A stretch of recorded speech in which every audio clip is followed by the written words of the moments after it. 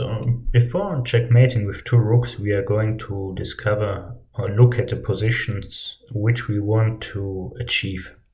So as you can see in this video on your screen, this rook on h8 is checking the king on h1, while this rook on g7 is blocking the g file for the king. So the king can't escape via the g file, and since it's on the h file and checked by the rook on h8, it's a checkmate. So let's go to the next one. This is pretty much the same, but on the first and second rank. So we cut off the king from the second rank and checkmate the king on the first rank. And the very same idea, cut off the 7th rank, checkmate on the 8th rank. And one last diagram, so cut off from the B file and checkmating on the A file. So now let's start trying to checkmate ourselves. So how do we get the king to the first rank and checkmate him on the first rank? So in order to achieve that, we should cut off the king from the from entering the 6th rank. So probably rook a6. So the king can't move to the 6th rank anymore. So let's say it goes to f5. After f5, we are going to check on b5. Why is it working here and why is it good? It's good because the king is cut off from the 6th rank. So it has to go downwards towards the 4th rank because the rook is checking.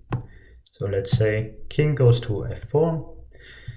Since the king is cut off from the 5th rank, we are going to check on the 4th rank. So king goes down like before, king f3. And now, as you know, we are playing rook b3 check, the rook cutting off the 4th rank and the other rook checking in the 3rd rank. So the king has to go to the 2nd rank. So we take our rook from the 4th file to the 2nd rank, from the 4th rank file.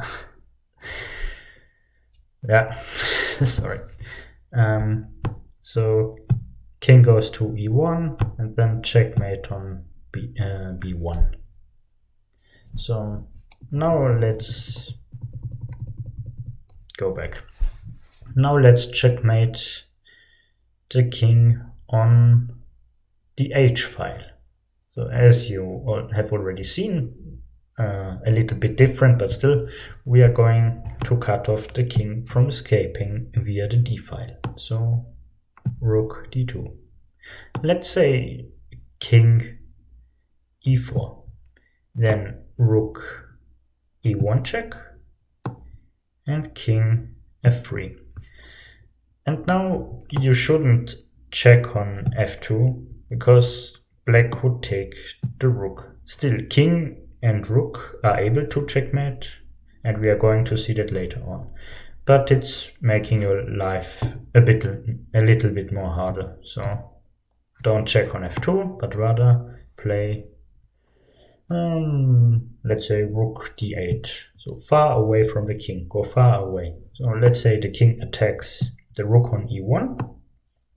We go to e7.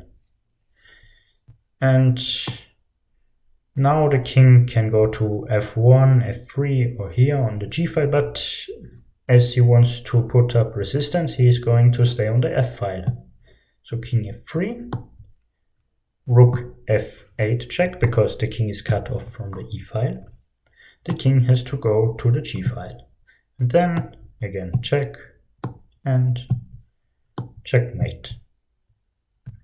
If you have any question, please post it in the comment section.